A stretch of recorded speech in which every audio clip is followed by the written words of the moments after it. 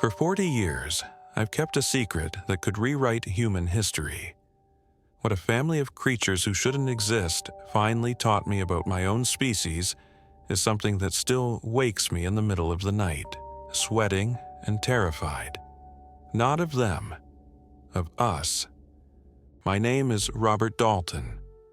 I'm 68 years old now, and I spent most of my adult life as a wildlife biologist and naturalist for the Olympic National Forest in Washington State. People who know me would describe me as rational, methodical, someone who builds conclusions from evidence rather than speculation. I earned my PhD in wildlife biology from UC Berkeley in 1984, writing my dissertation on communication patterns in primate populations. I grew up in Eugene, Oregon, spending every summer camping with my grandfather in the Cascades, developing an obsession with animal behavior that eventually became my career. I mention all of this because what I'm about to tell you sounds impossible, and I need you to understand that I'm not the kind of person who sees what he wants to see. I see what's there. And in October of 1985, what was there changed everything I thought I knew about the natural world and about humanity itself. The autumn mist hung thick between the ancient Sitka spruces of the Hoh rainforest that morning. I was 28 years old, newly hired by the Park Service, assigned to the most remote sector of Olympic National Forest. The Quinault region, where moss draped from branches like green curtains and some of the trees had been standing for over 500 years. The nearest town was 40 miles away over logging roads that became impassable in winter. I worked alone most days, conducting wildlife surveys, maintaining research equipment, documenting the ecosystem that thrived in this cathedral of green silence. October 12, 1985, started like any other patrol day. I'd received a radio call the previous evening about vandalism at one of our remote research stations, a small equipment shelter about 8 miles into the backcountry. The report came from a graduate student who'd found the place torn apart, food supplies scattered, equipment disturbed. Standard protocol suggested a bear, probably a large black bear looking for easy calories before winter. I packed my field kit, camera, measurement tools, plaster for making casts if I found clear tracks, and headed out at first light. The research station sat in a small clearing where Copper Creek bent around a stand of massive Douglas firs. When I arrived just after 9 a.m., the damage was immediately visible. The door to the equipment shed hung open, one hinge torn completely off. But something about the scene felt wrong from the start. I'd seen plenty of bear damage during my graduate work in the Sierras. This was different. Bears are messy, destructive, chaotic. They rip and tear and scatter without purpose. What I found instead looked almost methodical. The food supplies hadn't been scattered randomly. They'd been sorted. Canned goods in one pile, dried foods in another, fresh items separated from preserved ones.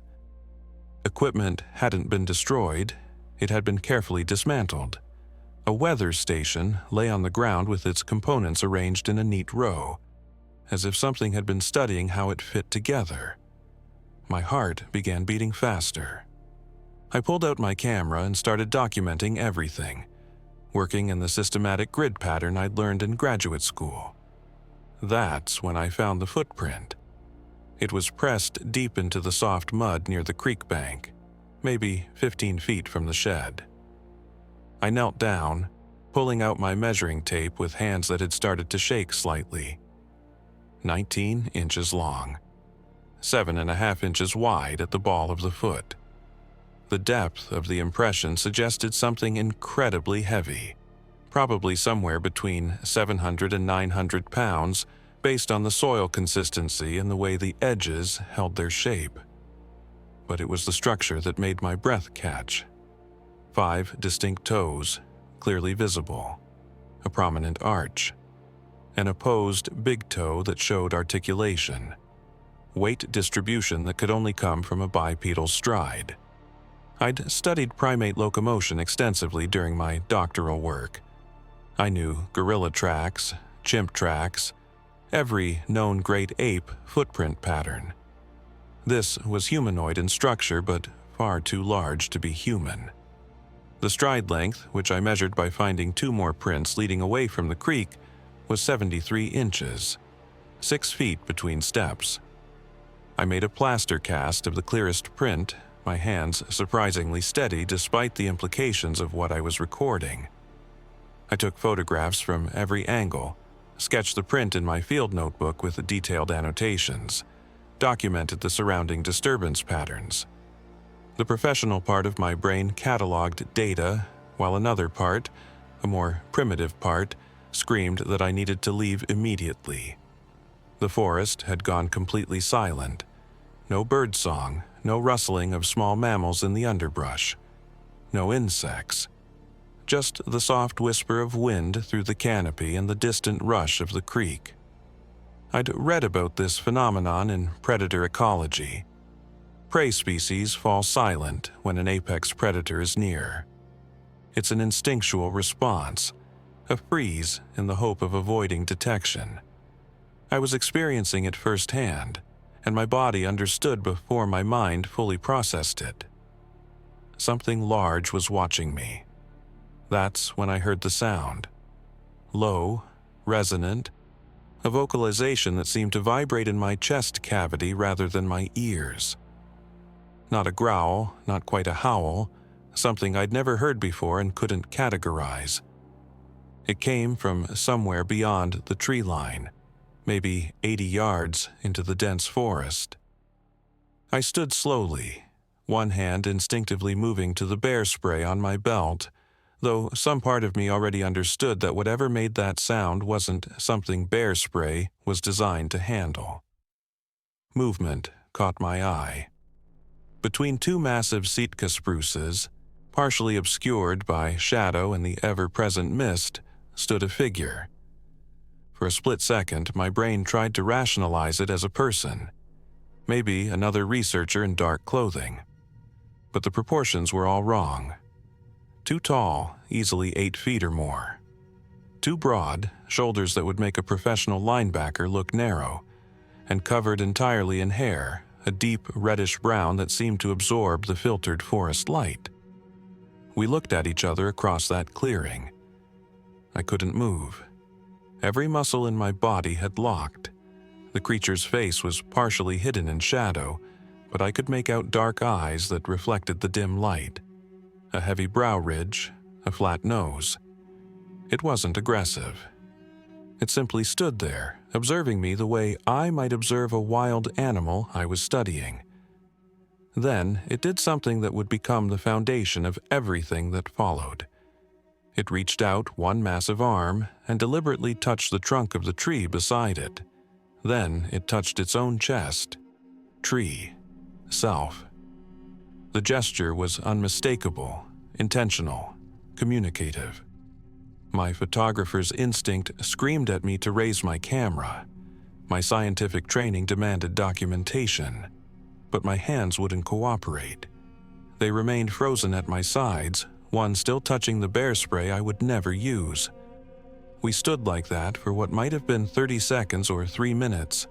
Time had stopped meaning anything. Then the creature made another sound, softer this time, almost questioning.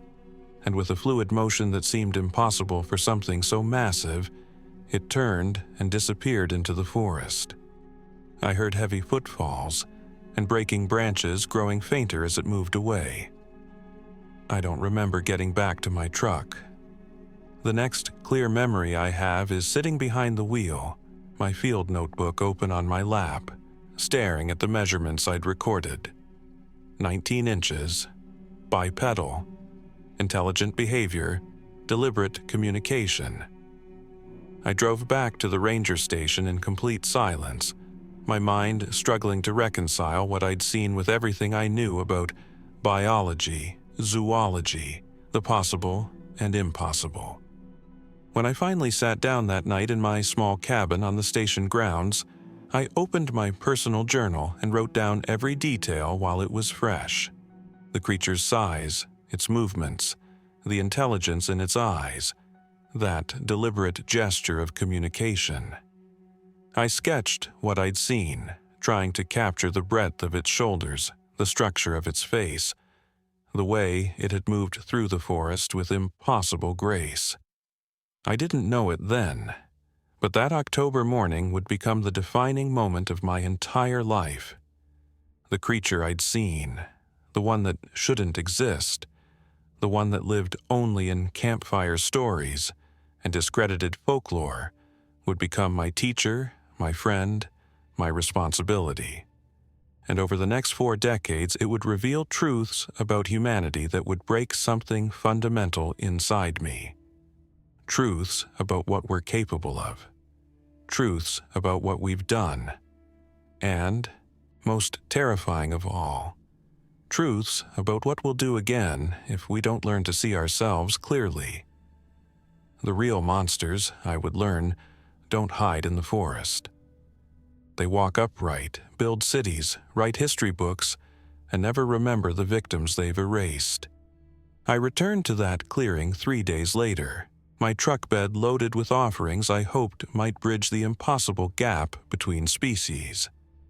Apples, carrots, fresh salmon I'd caught that morning in the Quinault River, dried berries, nuts still in their shells. I felt ridiculous, like a child leaving cookies for Santa Claus, but I couldn't stop thinking about that deliberate gesture. Tree, self. It had been trying to communicate something, and every instinct I developed studying animal behavior told me this was an invitation, not a warning. I placed the food on a flat boulder near where I'd found the footprints, arranged it carefully, and retreated 50 yards to watch from behind a massive cedar. Nothing happened. For 3 hours, I sat in the October dampness, muscles cramping, watching that rock. Finally, as twilight turned the forest into a maze of shadows, I gave up and drove home. The next morning, I returned at dawn. The food was gone, every piece of it, but nothing had been left in return. This pattern continued for 6 months. I'd leave offerings every 3 or 4 days, always in the same location, always varied to see what might be preferred. The food always disappeared, usually within 24 hours. I never saw the creature take it, never found definitive tracks in the increasingly frozen ground. Winter came to the Olympic Peninsula with its characteristic rain and fog, and I wondered if the creature had moved to lower elevations or if I'd imagined the entire encounter. Then, in late April of 1986, everything changed. I arrived at the clearing to find my usual boulder occupied by something I hadn't left. Stones, maybe a dozen of them, arranged in a precise geometric pattern.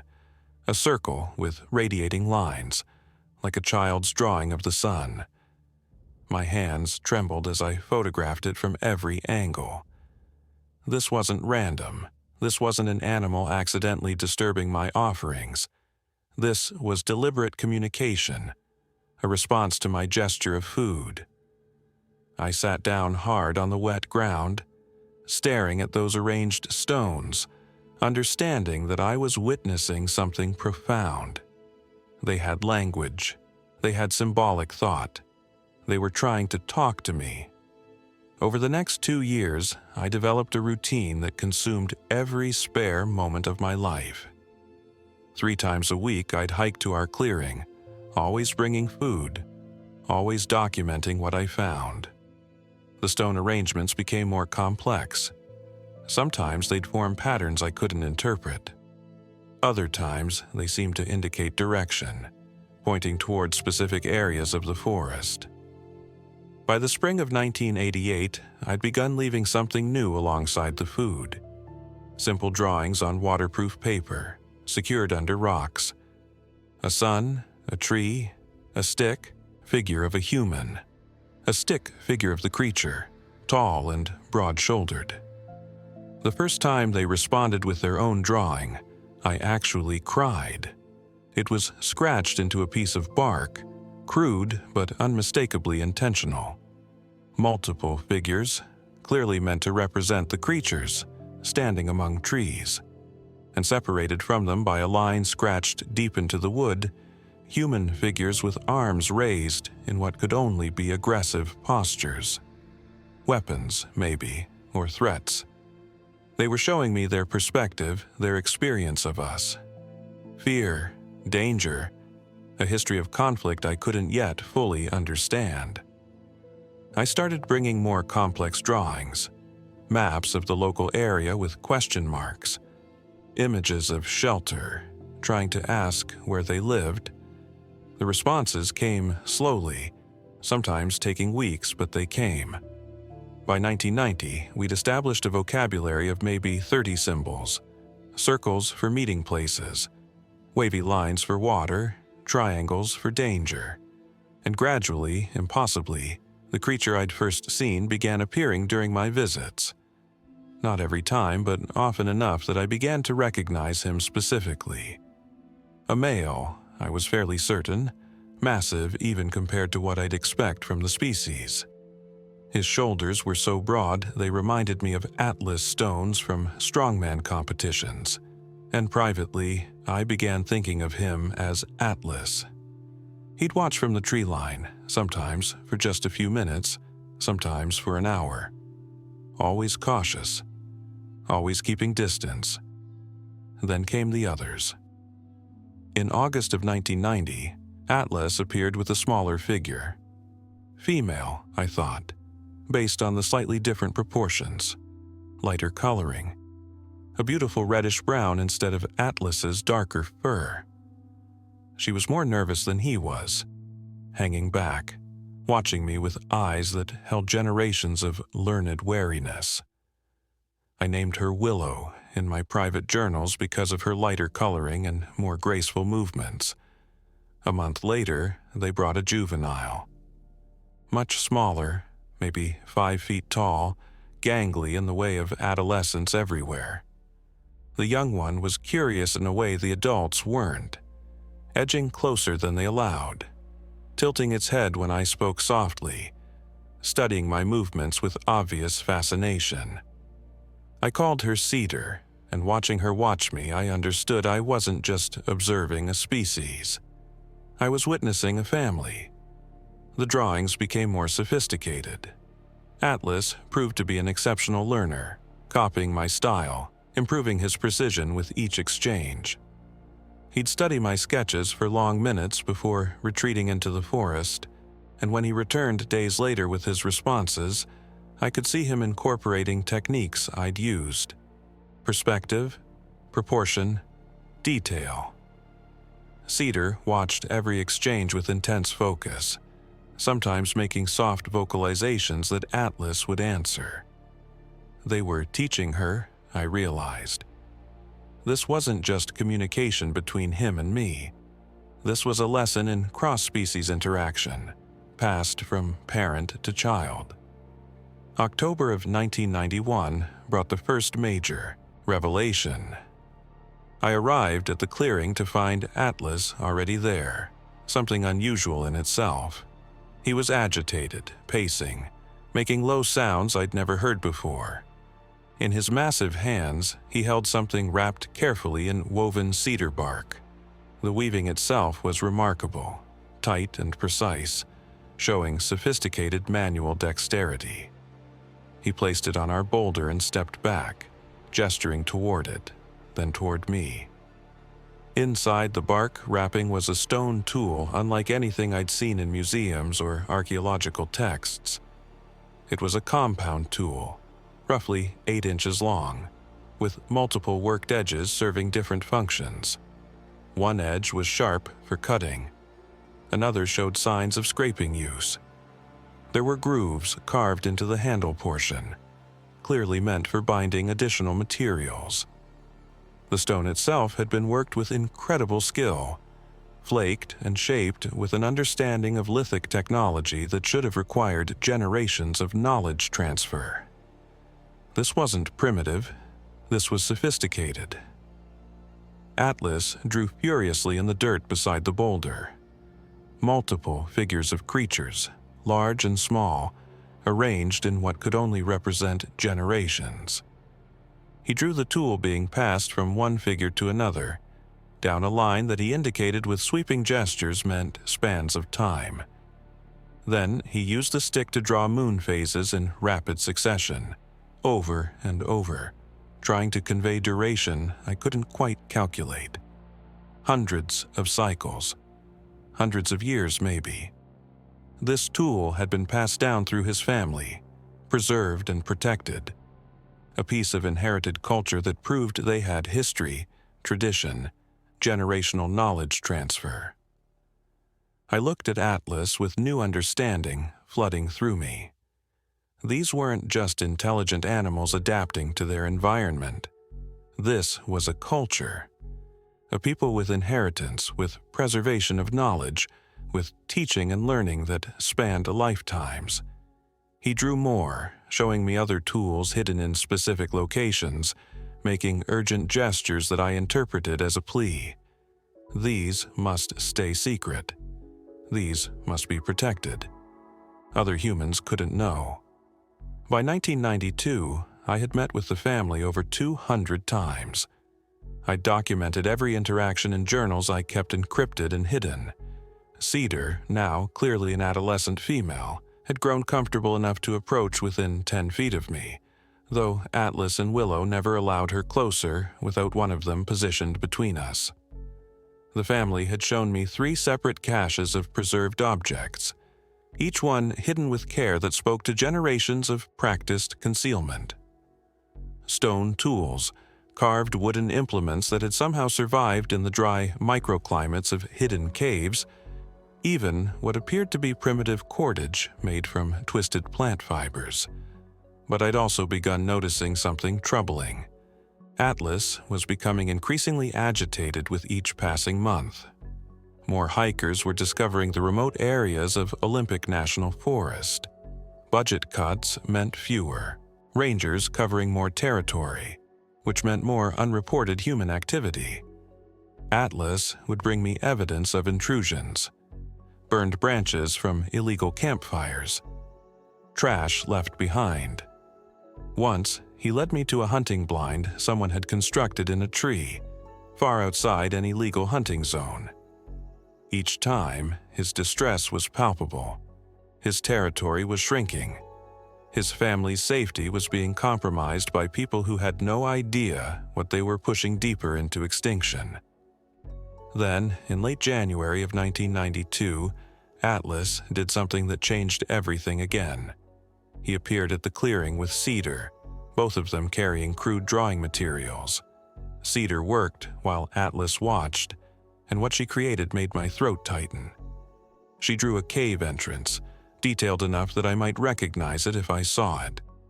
Then she drew Atlas gesturing toward it, his arm extended in clear invitation. Below the drawing, she added something new. A human figure, clearly meant to be me, based on the ranger uniform she'd somehow observed and replicated, standing at the cave entrance. Atlas touched the drawing, then touched his chest, then pointed deeper into the forest toward the interior mountain ranges. He wanted me to follow him somewhere important enough to risk bringing me deeper into their world than I'd ever been allowed. I looked into his eyes, those dark, intelligent eyes that had watched me for 7 years now, building trust so slowly and carefully. I saw something there I hadn't fully recognized before. Not just intelligence, not just caution. There was weight in those eyes, memory, pain. The accumulation of experience that left marks the same way scars marked his body beneath his fur. I nodded. I would follow. I would see what he needed to show me. Because in that moment, I understood our 7 years of communication hadn't been about a simple food exchange or mutual curiosity. It had been preparation. Atlas had been teaching me their language, building trust, evaluating whether I could handle something bigger, something about what they'd witnessed, something about us. And standing in that misty clearing in the ancient forest, I knew with absolute certainty that whatever Atlas was ready to reveal would be something I could never unknow. Something that would change how I saw my own species forever. I just didn't know yet how terrifying that truth would be. The journey to the cave took 6 hours. Atlas led me deeper into the Olympic Mountains than I'd ever ventured, through terrain so remote I doubted more than a handful of humans had ever seen it. We crossed a river swollen with snowmelt, the water so cold it burned my legs as I waded through waist-deep current while Atlas moved ahead with barely a pause. We climbed steep ridges where I had to use both hands to pull myself up over moss-slick boulders while he ascended with fluid grace that made it look effortless. Cedar followed behind me, close enough that I could hear her breathing, and I understood she was there to help if I fell. They were protecting me even as they led me toward their deepest secret. The cave entrance was hidden behind a waterfall, completely invisible unless you knew exactly where to look. Atlas paused at the curtain of falling water and turned to face me. He made a sound, low and solemn, that I'd never heard before. Then he stepped through the cascade and disappeared. I followed, the shock of icy water stealing my breath, and found myself in a narrow passage that opened after 20 feet into a chamber large enough to stand in. Atlas was already working with something in the darkness. A moment later, light bloomed. He'd lit a lamp, an actual constructed lamp made from a hollowed stone filled with what smelled like rendered animal fat. The flame caught and held, casting flickering orange light across the cave walls. What I saw in that light made me forget to breathe. The walls weren't bare rock. They were covered, every available surface, with paintings. Not simple stick figures or crude handprints like you might expect from primitive cave art. These were detailed, sophisticated narratives that covered the stone in panels like pages of a history book. The pigments were still vibrant, reds and blacks and ochres that had been protected from the elements by the cave's isolation. I could see where the rock had been deliberately smoothed before painting, prepared like canvas. This was intentional art created by hands that understood composition and storytelling. Atlas gestured to the left wall, the beginning of the narrative. I moved closer, holding my own flashlight now, and started to understand what I was seeing. The first panels showed creatures like Atlas and his family, but many of them. Dozens of figures painted in groupings that suggested communities, families living together. They were depicted using tools, carrying objects, building structures that looked like simple shelters made from branches and hides. Some panels showed them around fires. Others showed them working together to hunt or gather food. These weren't solitary forest wanderers. These were people with society, with cooperation, with culture. The paintings showed them thriving. Children playing, adults teaching, groups sitting together in ways that suggested communication, maybe storytelling around those fires. Atlas stood beside me, making soft sounds, and Cedar moved to his other side. They were letting me see their history, their truth, painted by ancestors who had lived in a time before hiding became necessary for survival. Then the paintings changed. New figures appeared, clearly human. Smaller, less heavily built, but unmistakably us. The first panels showing humans and creatures together were peaceful. I could see what looked like trade or exchange. Creatures offering food or furs. Humans offering tools or fire. There was overlap, coexistence. Two species sharing the same forests during what I recognized from the environmental details might be the end of the last ice age. 15,000 years ago, maybe more. Atlas made a sound and drew in the dust on the cave floor. He showed me both species side by side, then made a gesture with his hands coming together, intertwining. Cooperation, partnership, learning from each other. But the middle panels told a darker story. The peaceful scenes gave way to conflict. Humans were shown with spears, with bows, with weapons I couldn't identify but understood from context. The creatures in these panels were fleeing, hiding, falling. Atlas touched one painting in particular, and I saw his hand tremble. It showed a group of creatures surrounded by a larger group of humans. The body language was unmistakable. This was a hunt. This was violence. This was organized killing. Panel after panel showed the same pattern repeating. Human groups growing larger, more armed, more aggressive. Creature communities scattering, separating, diminishing.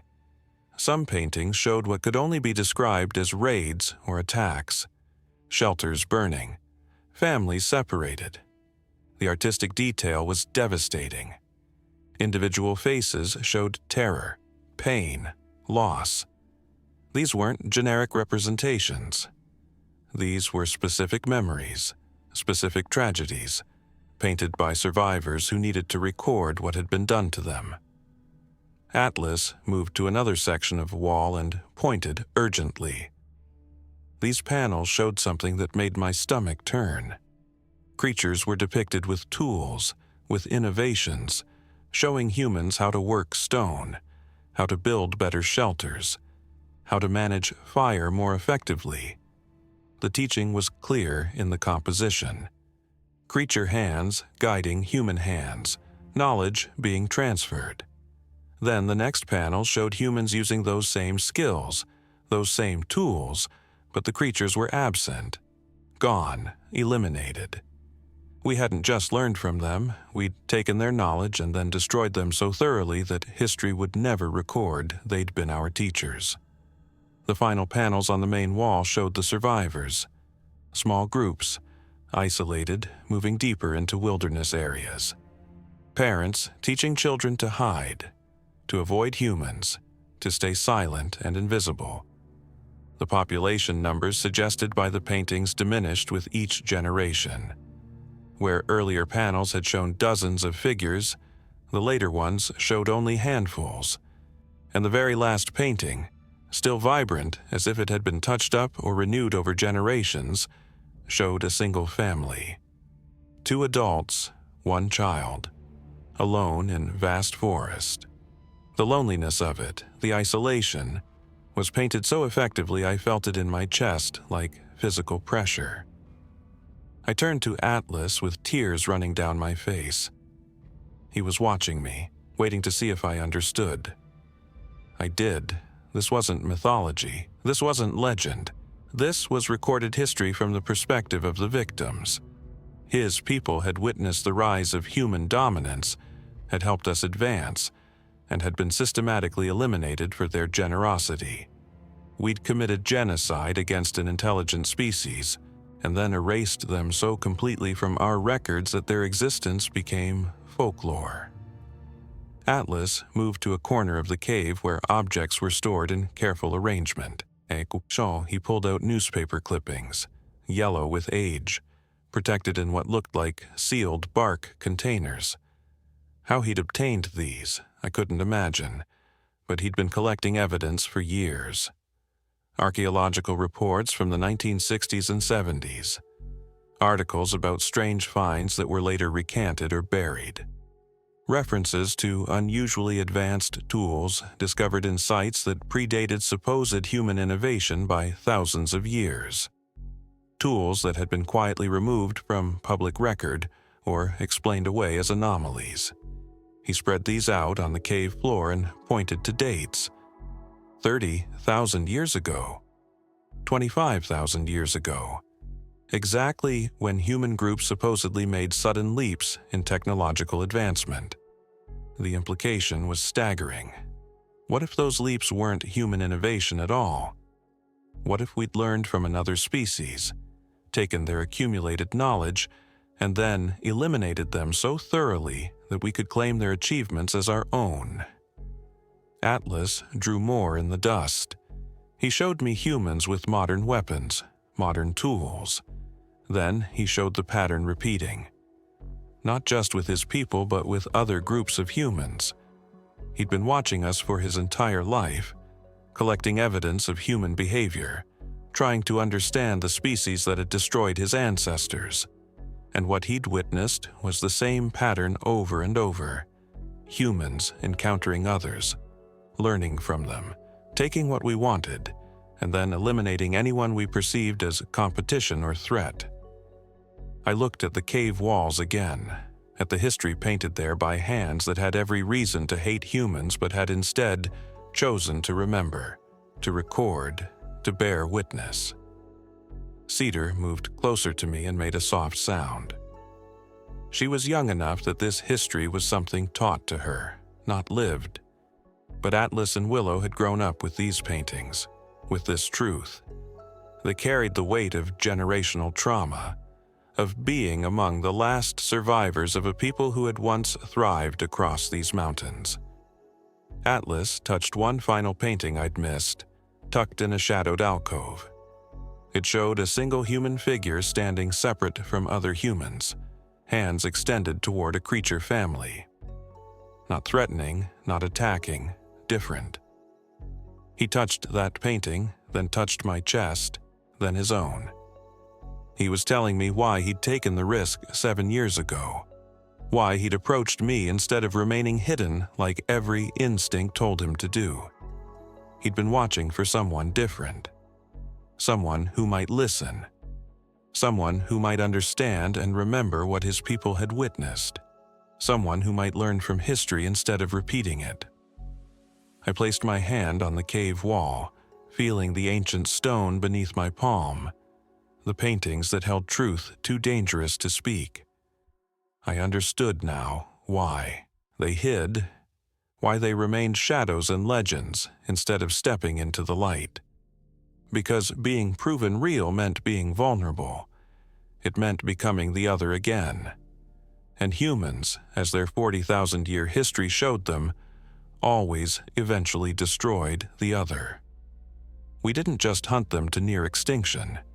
We erased them from existence so completely that our own species could claim we'd always been alone, always been the only ones intelligent enough to matter. The caves held proof of our greatest lie, and Atlas had trusted me with it.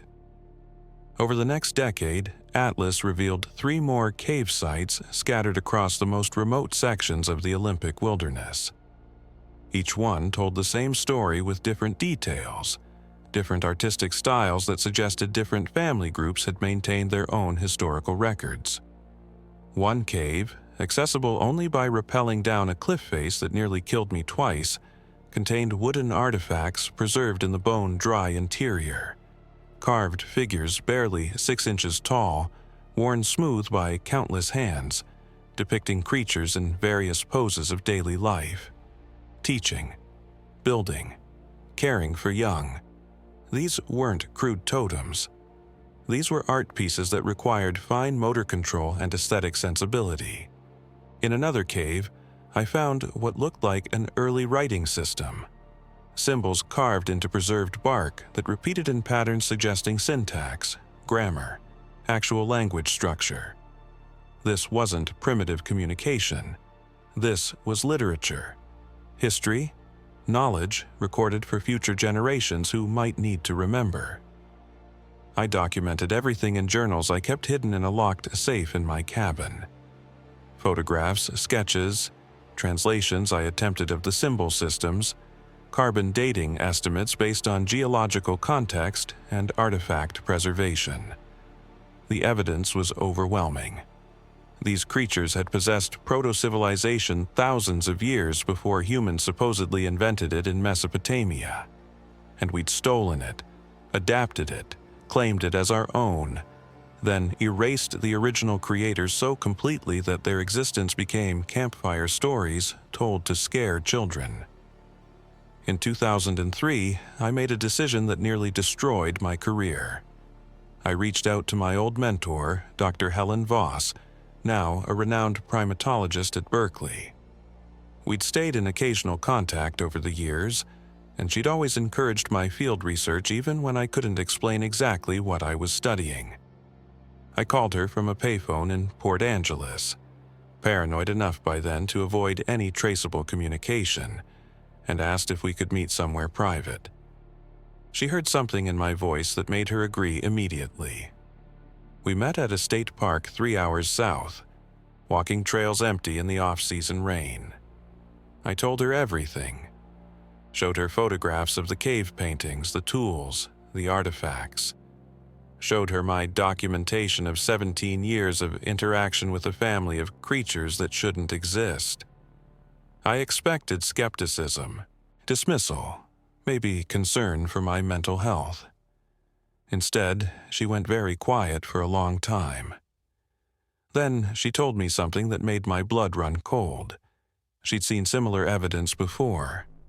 In Bhutan, working with remote mountain communities, she'd been shown cave systems containing paintings and artifacts that depicted large bipedal primates living alongside humans. The locals called them Magoi, treated the stories with reverence rather than superstition. In Siberia, a colleague had found stone tools in permafrost layers that predated human presence in the region by 5,000 years. Tools that were too sophisticated, too well designed for the timeline. Both discoveries had been quietly suppressed. The artifacts from Siberia had been confiscated by authorities and disappeared into storage where they'd never be carbon dated or studied. The caves in Bhutan had been sealed by government order, declared unsafe, removed from any official record. Helen looked at me with eyes that held both wonder and fear. "There's a pattern, Rob," she said. "Whenever evidence surfaces that challenges the narrative of human uniqueness, human supremacy, it vanishes. Sometimes it's academic pressure, researchers being denied funding or tenure unless they recant. Sometimes it's government intervention, artifacts being classified for national security reasons that make no sense. And sometimes people just go quiet, stop publishing, stop talking about what they found." She'd watched it happen too many times to believe it was coincidence. Someone, some network of institutions was protecting a story. The story that humans evolved alone, innovated alone, achieved civilization alone. Any evidence suggesting otherwise was too dangerous to acknowledge. I asked her what I should do. Should I go public, force the academic community to confront this evidence? She gripped my arm hard enough to hurt. "If you reveal this," she said, "those creatures will be dead within a year. They'll be captured for study, hunted for proof, turned into specimens in labs. Every government and corporation with resources will be searching for them. You'll doom them to exactly what their paintings show. You'll become part of the pattern they've been fleeing for 40,000 years. The only way to protect them is to keep them hidden, to let the world keep believing they're myths." I drove back to Olympic knowing she was right.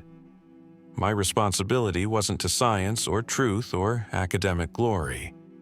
It was to Atlas and Willow and Cedar. They'd trusted me with their history because they believed I was different. Proving them wrong would be the ultimate betrayal. By 2010, Cedar had fully matured into a striking adult with her mother's reddish coloring and her father's imposing size. She'd found a mate, a male from another family group Atlas had carefully introduced her to during what I understood was their mating season.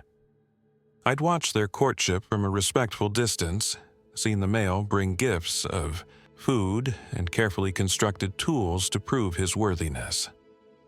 Cedar's infant arrived in the spring of 2011, and watching Atlas become a grandfather might have been the most profound moment of those decades.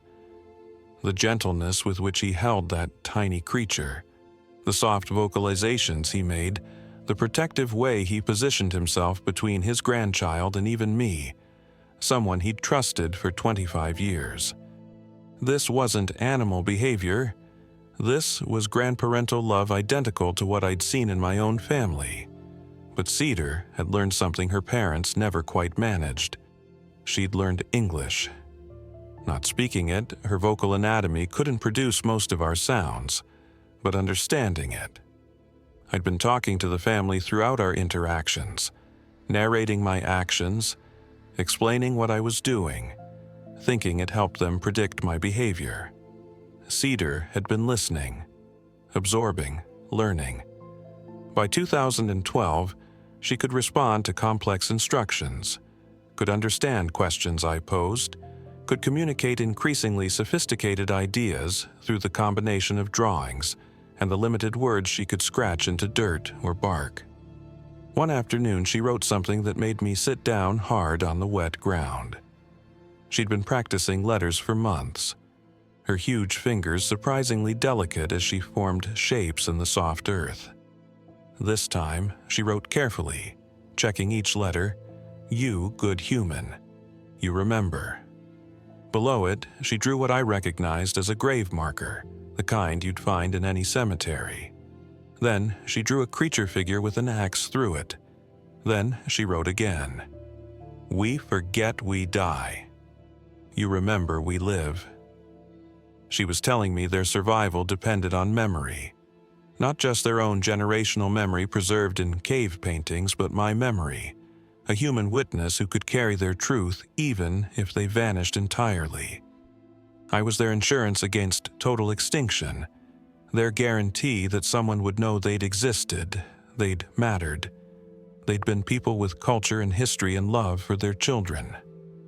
The weight of that responsibility nearly crushed me. The modern world was closing in faster than I could divert it. 2011 brought reality television crews to Olympic National Forest. Shows about finding Bigfoot that treated the search like a joke, like entertainment. I had to watch idiots with night vision cameras stumbling through territories where real families were trying to survive, where mothers were protecting infants from discovery. Hunters arrived with thermal imaging equipment, spending thousands of dollars on technology that could see body heat through forest cover. Development pressure increased on every border of the park as timber companies pushed for access to old-growth areas that represented the last refuges. I used every tool I had.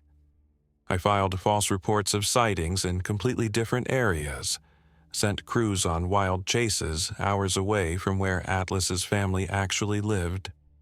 I invented maintenance closures and safety hazards to keep people out of sensitive zones.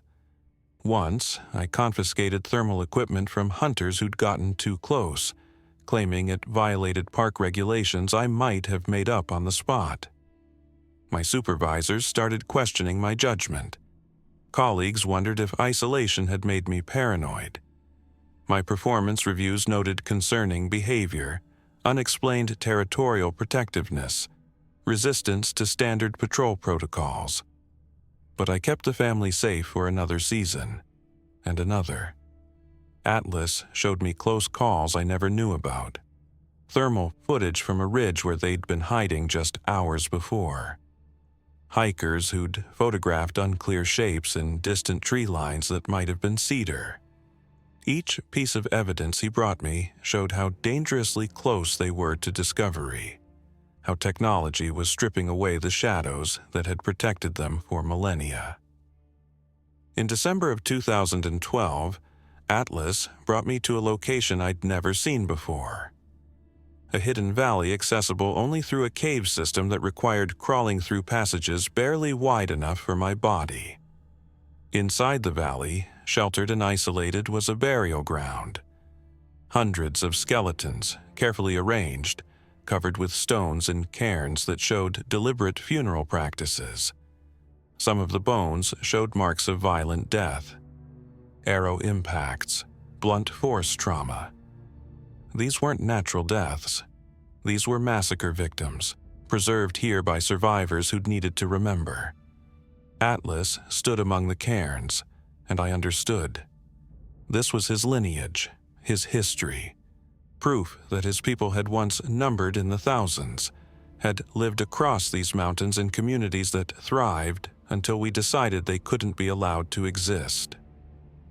By 2015, Atlas was showing his age in ways that made my chest ache. He moved more slowly through the forest, his massive frame somehow diminished by the weight of years and old injuries. I estimated he had to be in his 60s at least, maybe older, and for his species that seemed to be the edge of their natural lifespan. His hair had grayed around the muzzle and temples. His breathing sounded labored sometimes, after climbing the ridges we'd traversed easily a decade before. But what hurt most was seeing the urgency in his eyes. He knew his time was running out, and he wasn't finished teaching me yet. That autumn, he led me to one final cave I'd never seen, deeper in the mountains than we'd ever gone together. The journey took 2 full days, camping overnight in a shelter he'd clearly prepared in advance, stocked with dried food and materials for fire. Inside this cave, the paintings were different. They didn't just show his people. They showed a broader history, a record of multiple species that had once shared these forests. I recognized extinct megafauna from my paleontology training. Mammoths, giant ground sloths, dire wolves, short-faced bears, all painted with the same careful detail as the creatures and humans in earlier caves. But what made my hands shake was the pattern the paintings revealed.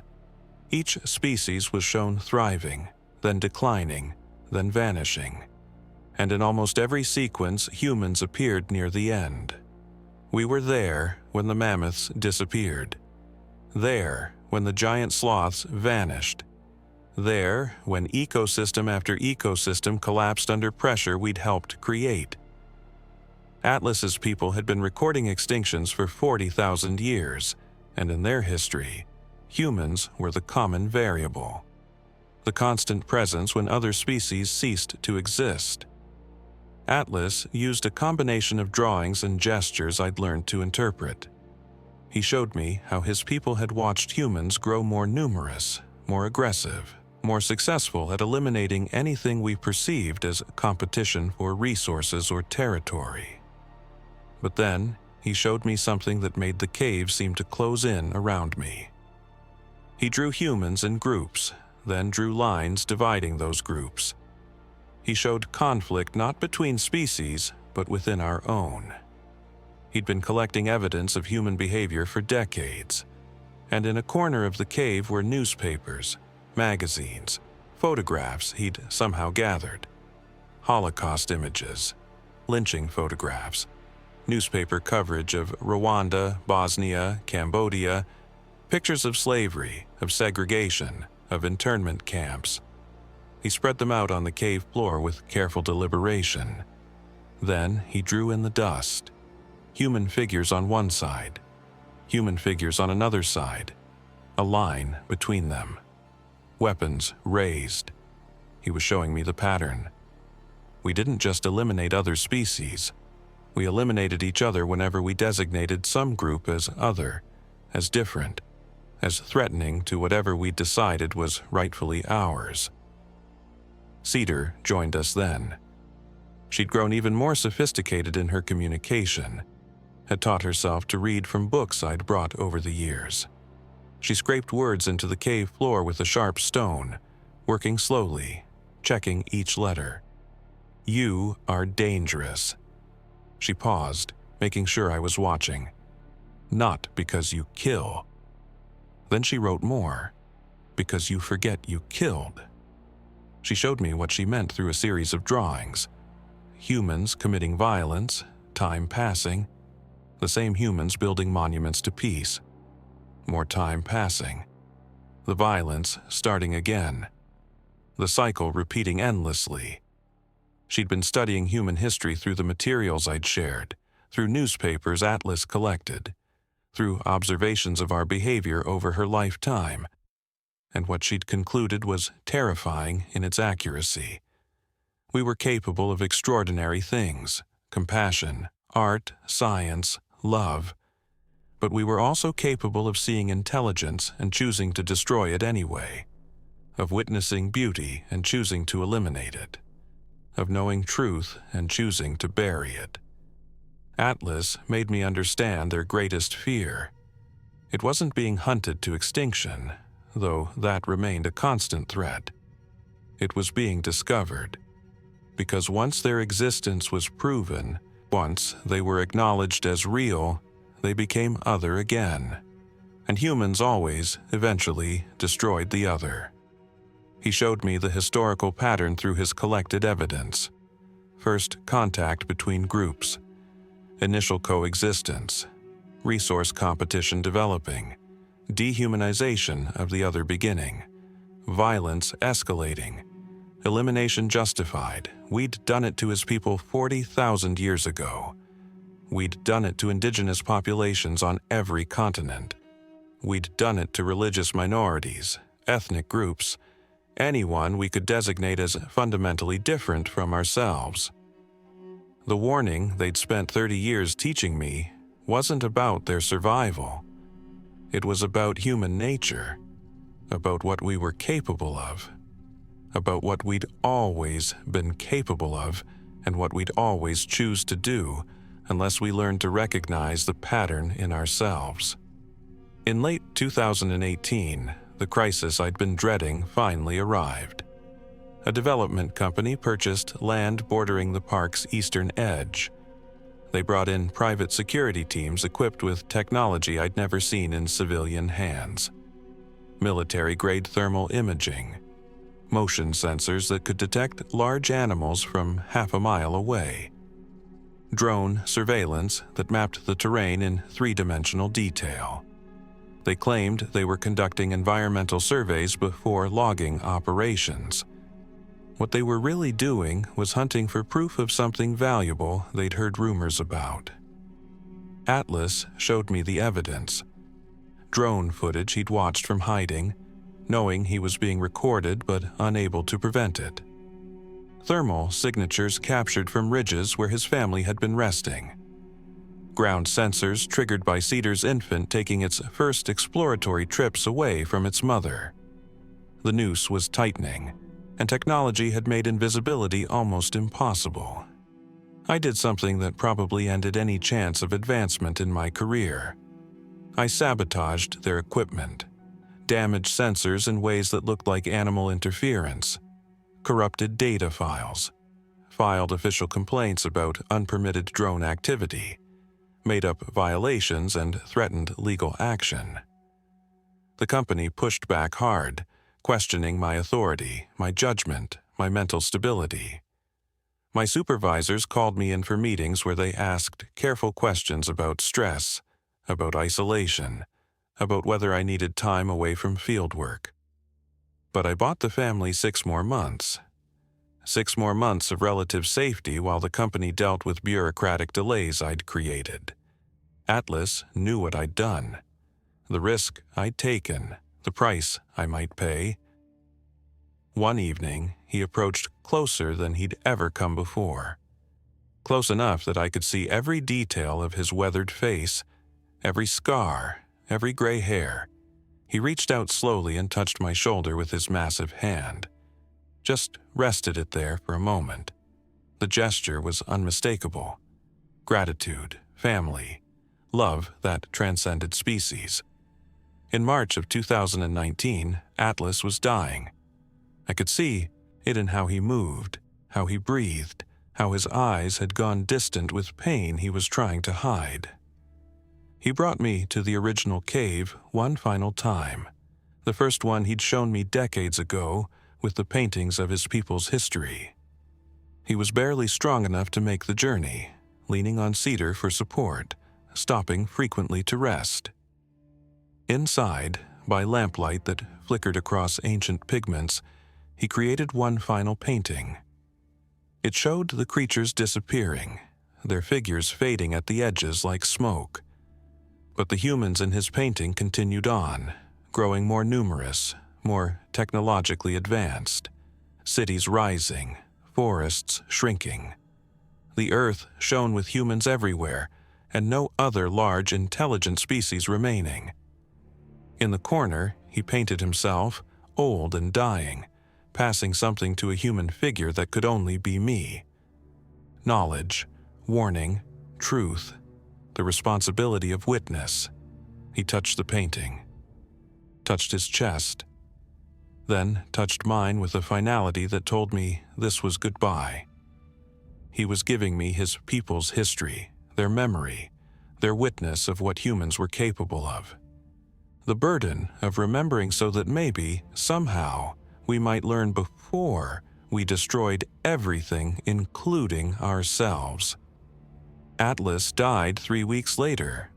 Cedar found me during a patrol and led me to where Willow and the infant waited beside his body. They'd chosen a site deep in the forest, protected and hidden, where sunlight filtered through the canopy in golden shafts. His family had already begun preparing him for burial in the way of their people. They'd gathered sacred objects, stones with markings, carved pieces of wood that held meaning I couldn't fully understand. Cedar and Willow sang, if you could call it that. Deep vocalizations that resonated in my chest, that sounded like grief in any language. They allowed me to participate in covering him with stones, building the cairn that would mark his resting place, a place no other human would ever find. As we worked in silence, broken only by their songs of mourning, I understood I'd witnessed something sacred. The creatures we'd tried to eliminate, the people we'd erased from history, honored their dead with more dignity and reverence than humans often managed. They remembered. They grieved. They carried their losses forward through generations, teaching their children to never forget what had been done, what could be done again. I sat with them until sunset. 3 members of a nearly extinct species and 1 human who'd been trusted with their truth. Cedar eventually approached and scratched words into the dirt beside me. He loved you, brother. Then she touched the tree beside us, touched her chest, touched mine. The gesture Atlas had taught me 34 years ago. Family, home. Connection that transcended everything that should have kept us separate. After Atlas died, I continued visiting Cedar and Willow, but everything felt different. The forest seemed quieter without his presence, as if the mountains themselves mourned the loss of someone who'd walked them for over 6 decades. Cedar had fully taken on the role of protector now, teaching her daughter everything Atlas had taught her. The child was maybe 8 years old by then, still gangly and curious, still learning which plants were safe to eat and how to read the signs that meant humans were near. I watched Cedar pass down the same careful lessons about hiding, about silence, about survival through invisibility that had kept her people alive for millennia. But by 2021, the signs were everywhere that their time in these mountains was ending. Hikers discovered our territory more frequently, despite my best efforts at diversion. Someone posted thermal footage online that went viral, blurry shapes moving through trees that could have been anything but sparked renewed interest in the area. Tour companies started advertising Bigfoot expeditions through the Olympic wilderness. The forest that had protected them for generations was being mapped, photographed, analyzed by thousands of people with cameras and equipment that made hiding nearly impossible. I was 63 years old, my body showing the wear of 4 decades working in rough terrain. My supervisors had been encouraging early retirement for 2 years, concerned about what they delicately called my unusual attachment to certain patrol zones. They didn't understand. They couldn't understand. I wasn't protecting territory. I was protecting family. In late October of 2021, I made what I thought would be a routine visit to the clearing where Atlas and I had first communicated 36 years earlier. Cedar was waiting, but something about her posture told me immediately that this wasn't a normal meeting. She gestured urgently for me to follow her. moving fast through the forest in a way that made my aging knees protest. We traveled for nearly an hour before reaching an area I'd never been shown before. A small valley tucked between ridges where Willow and Cedar's daughter waited. Cedar showed me fresh tracks in the mud, human boots, multiple people moving in a search pattern. She showed me a small camera mounted to a tree, motion activated, watching. She showed me evidence of a camp maybe 2 miles away, close enough that voices would carry on quiet nights. Then she did something that broke my heart. She drew in the dirt, a map showing their valley. Then she drew an arrow pointing north, deeper into the mountains, toward terrain so remote and dangerous that few people ever ventured there. She was telling me they were leaving, that they had to go somewhere even I couldn't follow. I tried to protest, tried to suggest other options, but Cedar stopped me. She wrote in the dirt with letters she'd spent years perfecting. No more safe here. Then she drew a human figure with a camera, another with a gun, another with what looked like scientific equipment. She drew her daughter surrounded by these figures, and the meaning was clear. If they stayed, discovery was inevitable, and discovery meant the end of everything. Cedar knelt beside me, bringing her massive face close to mine. Her eyes held the same intelligence I'd seen in atlases, the same weight of generational memory, the same exhausting burden of being hunted for simply existing. She touched my face gently with fingers that could have crushed my skull but were impossibly tender. Then she pulled back and wrote more words. "You good human, keep secret. Please." She wanted my promise one final time, that even after they left, even if they were never seen again, I would protect their burial sites, their caves, their history, that I would keep their existence hidden so that whatever happened, they'd at least have the dignity of fading into legend rather than ending in laboratories or zoos. She needed to know that somewhere, someone would remember they'd been real, they'd mattered, they'd been people with love and fear and hope for their children's futures. I promised. What else could I do? I placed my hand on the nearest tree, then on my chest, then on hers. Our gesture, our language. I promised to guard their secret forever, to protect their sacred places, to remember everything they'd taught me about my own species. Cedar stood and made a sound I'd heard only once before, at Atlas's funeral. A goodbye song. Willow and the young one joined in, their voices creating harmonies that echoed off the valley walls. Then Cedar touched the tree one last time, touched her chest, touched mine. Family. Always family. They turned and walked into the forest, moving north toward the deepest wilderness, and I watched until they disappeared into the shadows between the trees. That was the last time I saw them. I retired from the Park Service in 2022, taking my pension in the encrypted journals I'd kept for nearly 4 decades. I bought a small cabin on the southern edge of Olympic National Forest, close enough to maintain watch over the territories I'd sworn to protect.